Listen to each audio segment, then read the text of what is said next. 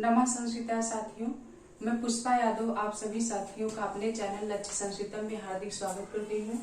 साथियों, हम डॉक्टर बाबूराम सक्सेना द्वारा जो ग्रंथ टीजीटी सिलेबस में है रखा गया है, उसके आधार पे हम संधि प्रकरण का अध्ययन कर रहे थे। तो संधि प्रकरण में हम व्यंजन संधि का अध्ययन कर रहे थे। तो व्यंजन संधि में हम अस्तोष्टुनाष्टु पढ़ चुके हैं, अष्टुनाष्टु पढ़ चुके हैं, यानी अष्टुत्व संधि, अष्टुत्व संधि और आपदांत जस्तो संधि, झलाम जसो अंते का कल तक हमने अध्ययन किया था, यानी अगले वीडियो में। इसके बाद आज के वीडियो में हम अगली संधि जो है झलाम जस झसी यानी आपदांत जस्तो संधि का अध्ययन करेंगे। तो आइए चलते हैं हम अपने अगले वीडियो पे। जो हमारा अगला टॉपिक है झलाम जस झसी सूत्र, इसका अध्ययन करते हैं। तो ये झलाम जस झसी सूत्र क्या कहता है? व्यंजन संधि में जो ये कौन सी संधि है? व्यंजन संधि।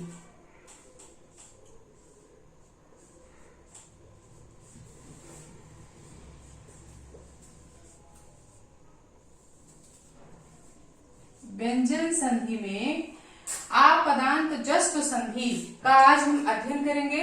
आपदांत जस्त संधि का सूत्र है साथियों हमारा झलाम जस झसी। झलाम जस झसी सूत्र हमारा क्या कहता है, पहले हम इसको समझ लेते हैं कि झलाम यानी झल प्रत्याहार का वर्ण के स्थान पर जस प्रत्याहार का वर्ण होता है, लेकिन कब होता है? जब झस प्रत्याहार का वर्ण बाद में आए। यही ना है सूत्र का अर्थ, यानी झल के स्थान पर जस होगा, लेकिन कब होगा? जब झस प्रत्याहार का वर्ण झल के बाद में आए। पहले झल प्रत्याहार का कोई वर्ण आया है तो उस झल प्रत्याहार के वर्ण के स्थान पर जस प्रत्याहार का वर्ण हो जाता है, यानी झल के स्थान पर जस आदेश होगा। लेकिन कब जस आदेश होगा साथियों? जब झल के बाद झस प्रत्याहार का वर्ण हो। यही इस सूत्र का अर्थ, यानी इसी सूत्र में आपदांत जस्त संधि की परिभाषा समाई हुई है। तो आइए पहले हम देखते हैं झल क्या है। तो झल एक प्रत्याहार है, जिस झल प्रत्याहार में कितने वर्ण आते हैं? वर्ण का प्रथम, द्वितीय, तृतीय, चतुर्थ और सा यानी ऊष्म वर्ण झल प्रत्याहार के अंतर्गत आ जाते हैं। पहले हम इसको झल को ही समझा दे, फिर सूत्र की परिभाषा लिखते हैं। झल प्रत्याहार में कौन से वर्ण आएंगे? वर्ग का पहला वर्ण आएगा, दूसरा वर्ण आएगा, तीसरा वर्ण आएगा, चौथा आएगा और क्या आएंगे? सा तीनों सा और हा किस प्रत्याहार में आएंगे साथियों? ये झल प्रत्याहार के अंतर्गत आ जाते हैं। यानी हर वर्ग का पहला, दूसरा, तीसरा और चौथा वर्ण झल प्रत्याहार के अंतर्गत आता है, और तीनों सा और हा जिन्हें ऊष्म वर्ण कहा जाता है वो भी झल के अंतर्गत आ गए। अब झस के अंतर्गत कौन कौन से वर्ण आएंगे? झस प्रत्याहार है। झस प्रत्याहार के अंतर्गत हमारा वर्ग का तीसरा और चौथा वर्ण आता है। झस प्रत्याहार में कौन कौन से वर्ण आते हैं? वर्ग का तीसरा और चौथा वर्ण झस प्रत्याहार के अंतर्गत आ जाता है। यानी हर वर्ग का तीसरा वर्ण और हर वर्ग का चौथा वर्ण झस प्रत्याहार के अंतर्गत आ जाता है। जस प्रत्याहार में कौन कौन से वर्ण आते हैं? तो जस प्रत्याहार में साथियों वर्ग का तीसरा वर्ण जो है हमारा जस प्रत्याहार के अंतर्गत आता है। यानी हर वर्ण का जो तीसरा वर्ण होता है, हर वर्ग का तीसरा वर्ण जस के अंतर्गत आ जाता है। तो झल के अंतर्गत वर्ग का पहला, दूसरा, तीसरा वर्ण आया। झभाए, घड़धस, जब गणदस, खप चटक, चटतो, कपय, सस सर और हल। हल के ला तक जाएगा ये, यानी हल का हा, यानी तीनों सा और हा, यानी हर वर्ग का पहला, दूसरा, तीसरा, चौथा तीनों सा और हा झल के अंतर्गत आ गए। झस के अंतर्गत झभय, घट धस, जब गण दस, यानी वर्ग का तीसरा और चौथा वर्ण आ जाते हैं, इसमें झस के अंतर्गत आते हैं। इसे झस प्रत्याहार बनता है। और जस में हर वर्ग का तीसरा वर्ण ज ब ग ड, ये हर वर्ग का तीसरा वर्ण है। और इस हर वर्ग का तीसरा वर्ण किस प्रत्याहार के अंतर्गत आते हैं साथियों? जस प्रत्याहार के अंतर्गत आ जाते हैं। तो आइए हम सूत्र पे चलते हैं। सूत्र हमारा क्या कह रहा है? सूत्र कह रहा है जब झल प्रत्याहार पद के मध्य में क्या हो, पद के मध्य में क्या है, झल प्रत्याहार का वर्ण हो, झल प्रत्याहार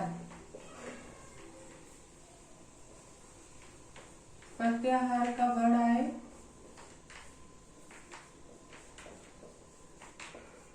और उसके बाद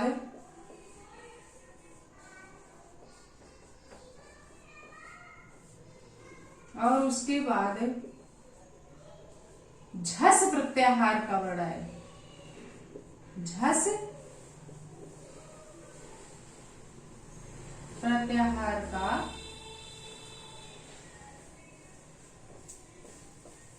वर्ण आए तो झल के स्थान पर, झल वर्ण के स्थान पर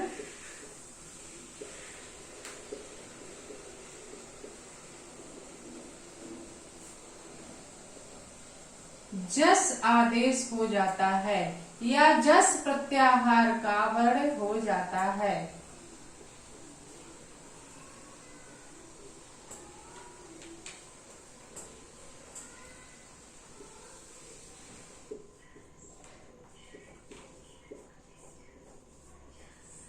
ये हमारा झलाम जस झस सूत्र कहता है कि पद के मध्य में क्या है, झल प्रत्याहार के वर्ण के बाद झस प्रत्याहार का वर्ण आता है, तो झल प्रत्याहार या झल वर्ण के स्थान पर जस प्रत्याहार का वर्ण हो जाता है। झलाम जस झस सूत्र ये हमारा कहता है। आपदांत जस्त संधि कहता है पहले झल प्रत्याहार का कोई भी वर्ण आए और उसके तुरंत बाद झस प्रत्याहार का वर्ण आए तो झल वर्ण के स्थान पर यानी झल प्रत्याहार का जो वर्ण पहले आया है उसके स्थान पर जस प्रत्याहार का वर्ण हो जाता है। जस का मतलब हर वर्ग का तीसरा वर्ण हो जाता है। तो इसको आइए उदाहरण के द्वारा समझते हैं।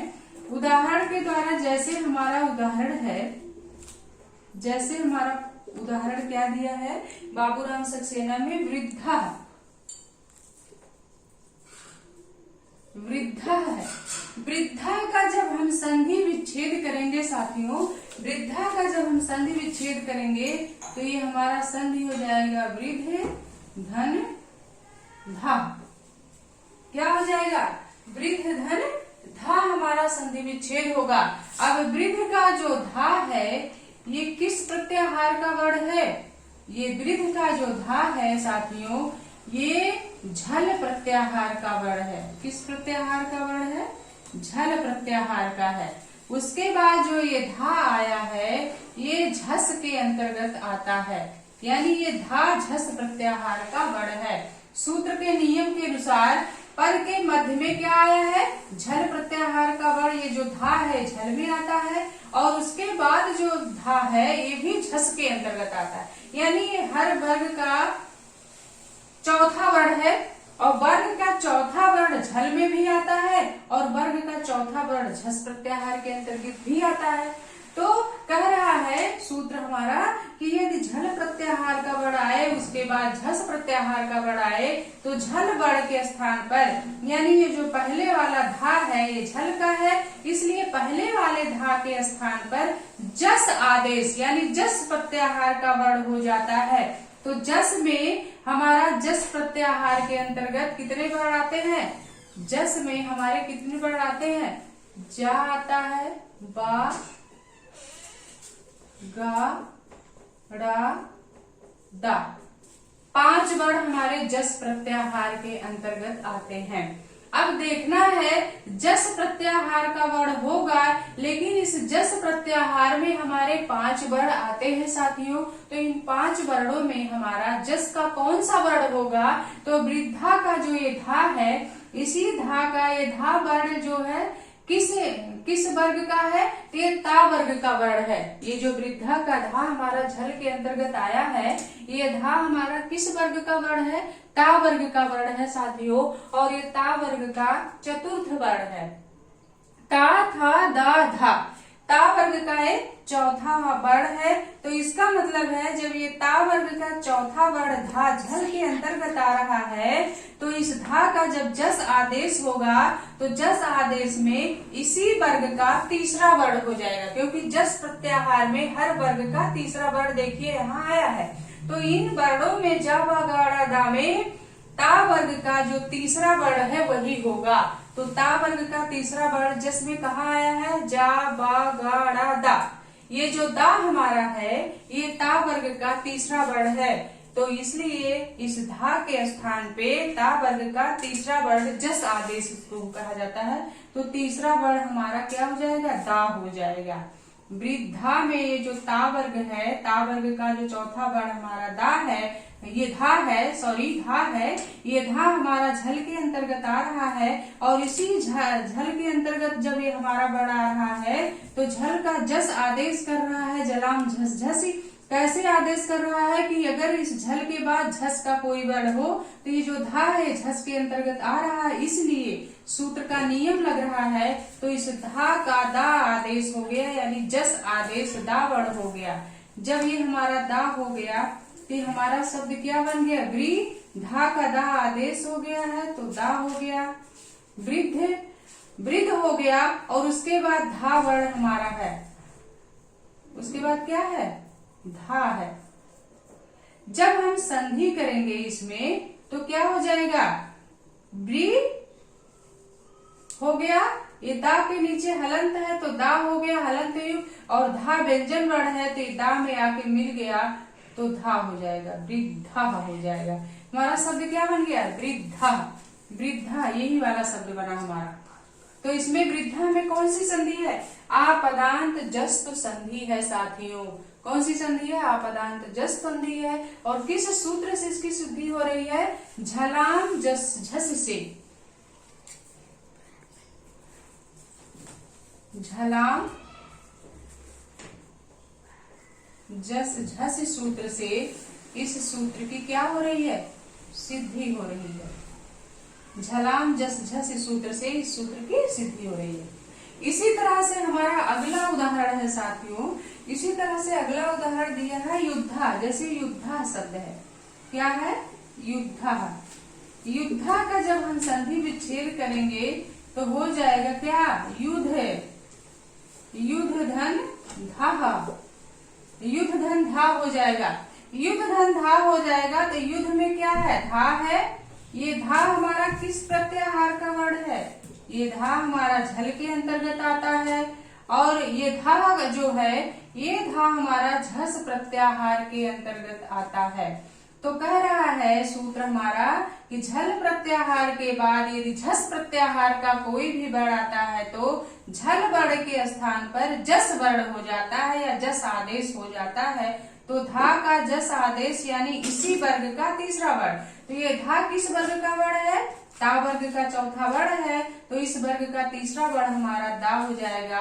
और ये दा किस प्रत्याहार में आता है, जस प्रत्याहार के अंतर्गत आता है। तो ये हमारा शब्द बन जाएगा युद्ध, युद्ध धन धा।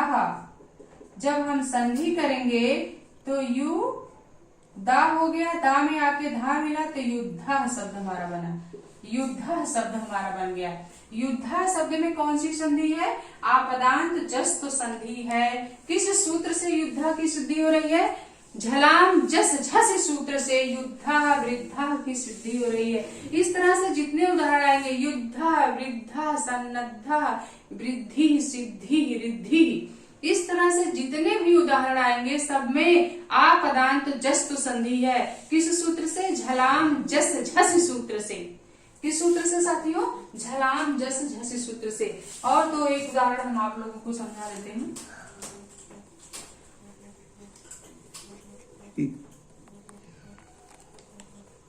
और है जैसे सन्नद्धा शब्द है हमारा, सन्नद्धा क्या है, सन्नद्धा शब्द है, सन्नद्धा है, दा में धा है, सन्नद्धा शब्द है। सन्नद्धा शब्द का जब हम संधि विच्छेद करेंगे तो क्या हो जाएगा, सनध धंधा होगा। क्या हो जाएगा, सनध धन धाः। सनद धन धा जब होगा तो सनद का धा है ये किस में आता है? झल प्रत्याहार में आता है, ये झल वर्ण है। और धा जो है ये झस में आ रहा है, झस वर्ण है। तो इस धा का, इस झल का कौन सा आदेश? जस आदेश, दा हो जाएगा। तीसरा वर्ण जस प्रत्याहार में आता है। तो तीसरा वर्ण जब हो गया तो हमारा शब्द क्या बन गया? सनद हो गया। सनद के जगह क्या हो गया? सनद हो गया। धन धा आगे है ही। अब इनमें संधि करेंगे तो सा ना दा, आधा है, हलंत युक्त है, धा के दा में जुड़ा तो सनद्धा बन गया। क्या बन गया? ये रूप सनद्धा हमारा बन गया। सन्नद्धा, सन्नद्धा शब्द है। तो ये हमारा क्या बन गया? सन्नद्धा शब्द हमारा बना। सन्नद्धा की सिद्धि किससे हो गई? झलाम जस झस सूत्र से हो गई। इसी तरह से और हमारा और दो एक उदाहरण बता दे रहे हैं। जैसे क्रुद्धा शब्द है, क्रुद्धा, क्रुद्धा शब्द है। क्रुद्धा का जब हम विच्छेद करेंगे, क्रुद्धा ऐसे लिखा जाए, क्रुद्धा का जब हम विच्छेद करेंगे तो क्रुद्ध धन धा हो जाएगा। अब क्रुद्ध का जो धा है उसके बाद धा है, ये धा झस के अंतर्गत आ जाता है और ये धा झल के अंतर्गत आ जाता है। ये धा जो है झल प्रत्याहार में भी आता है और झस में भी आता है, इसलिए इस झल के स्थान पे जस आदेश दा हो जाएगा। जस प्रत्याहार का वर्ण दा हो जाएगा तो हमारा शब्द क्या बन जाएगा? क्रुद्ध। क्रुद्ध के जगह क्या हो गया? क्रुद्ध हो गया। धन धा जब हम संधि करेंगे साथियों तो हो जाएगा हमारा क्रुद्ध, धा के दा में जुड़ा तो क्रुद्धा बन गया। ये वाला शब्द बना। क्या बना? क्रुद्धा बन गया। क्रुद्धा की सिद्धि किस सूत्र से है? झलाम जस झस सूत्र से। इसी तरह से और है, एक उदाहरण और समझा देते हैं। एक उदाहरण और हमारा इसी तरह से है, रिद्धि ही शब्द है। रिद्धि ही, रिद्धि शब्द है। रिद्धि का जब हम संधि विच्छेद करेंगे तो क्या हो जाएगा? रिध धन धी ही हो जाएगा। रिध धन धी ही। अब रिध का जो धा है और धी का धा है, ये भी किस में आया? झल में आ रहा है और ये धा झस में आ रहा है। तो इस धा का कौन सा आदेश होगा? झल प्रत्याहार के बाद यदि झस प्रत्याहार का वर्ण आता है तो झल के स्थान पे जस आदेश, यानी इसी वर्ग का तीसरा वर्ण। ये धा ता वर्ग का वर्ण है, चौथा वर्ण है, तो इसी ता वर्ग का तीसरा वर्ण क्या हो जाएगा? दा हो जाएगा। जब दा हो गया तो हमारा शब्द क्या बन गया? रिद बन गया। क्या बन गया? रिद धन धी ही। रिद धन धी। अब रिद धन धी का जब हम वर्ण संयोजन करेंगे, संधि करेंगे, मिला देंगे तो रिद हलंत युक्त है, धी आके इसमें जुड़ा तो ये हमारा शब्द क्या बन गया? रिद्धि ही। रिद्धि। इसी तरह से रिद्धि की तरह ही सिद्धि की सिद्धि होगी। जैसे रिद्धि की सिद्धि हो रही है वैसे सिद्धि की भी सिद्धि हो जाएगी। रिद्धि ही, सिद्धि ही, युद्धा, वृद्धा, सन्नद्धा, ये सब जितने उदाहरण हैं, वृद्धि भी ऐसे ही होगी। ये सब जितने उदाहरण हैं सब किस सूत्र के से इनकी सिद्धि हो रही है? झलाम जस झस सूत्र से। इसी तरह से वृद्धि है, वृद्धि में झलाम जस झस सूत्र का नियम लगा है। आपदांत जस तो संधि है, वृद्धि का जब हम संधि विच्छेद करेंगे तो वृद्ध धन धी हो जाएगा। वृद्ध का धा है इधर, इधर धी का धा है। ये धा झल के अंतर्गत आता है और ये वाला धा झस प्रत्याहार के अंतर्गत आता है। तो इस झल का कौन सा आदेश होगा? जस आदेश। वर्ग का तीसरा वर्ण हो जाएगा, यानी ता वर्ग का चौथा वर्ण ये धा झल के अंतर्गत आ रहा है तो इसी ता वर्ग का तीसरा वर्ण जस के अंतर्गत आएगा तो इसी वर्ग का तीसरा वर्ण दा हो गया। तो ये हमारा शब्द क्या बन गया? वृद्ध। वृद्ध धन धी बना और जब हम संधि करेंगे तो हमारा शब्द क्या हो जाएगा? वृद्धि ही बन जाएगा। क्या बन जाएगा? वृद्धि शब्द हमारा बन जाएगा। तो इस तरह से जितने भी उदाहरण हमारे आएंगे, वृद्धः, युद्धः, सन्नद्धः, रिद्धिः, सिद्धिः, वृद्धिः, इस तरह से जितने उदाहरण हैं, रुडद्धिः, सब किस में आएंगे? झलाम जस झस सूत्र से आपदांत जस्तु संधि के अंतर्गत आएंगे। तो ये हमारे जो आपदांत जस्तु संधि का जितना उदाहरण है हमने इस तरह से आपको समझाया।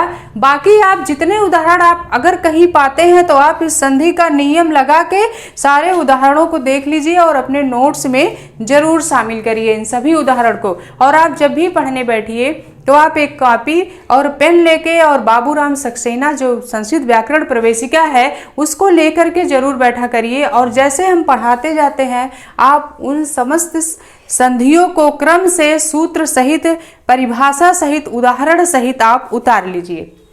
तो ये रही आज की क्लास हमारी। फिर हम आपसे अगली क्लास में मिलेंगे। तब तक के लिए नमः संस्कृता साथियों।